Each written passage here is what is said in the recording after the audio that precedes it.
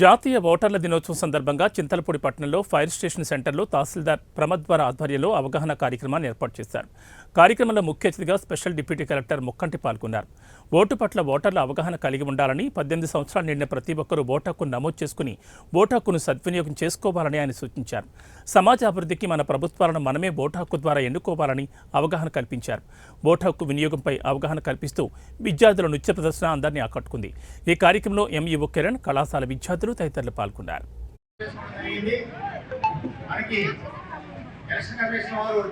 ఏర్పడి 75 సంవత్సరాలు పూర్తి చేసుకుని 76వ సంవత్సరంలోకి మనం వస్తున్నాం ఈ రోజు నుండి. ఈ సందర్భంగా భారత ఎన్నికల కమిషన్ వారి యొక్క ఆదేశాలు, అలాగే మన జిల్లా కలెక్టర్ యొక్క ఆదేశాల మేరకు ఈ కార్యక్రమాన్ని ఏర్పాటు చేసుకున్నాం. దేశవ్యాప్తంగా కూడా ఈ యొక్క కార్యక్రమం నడుస్తుంది.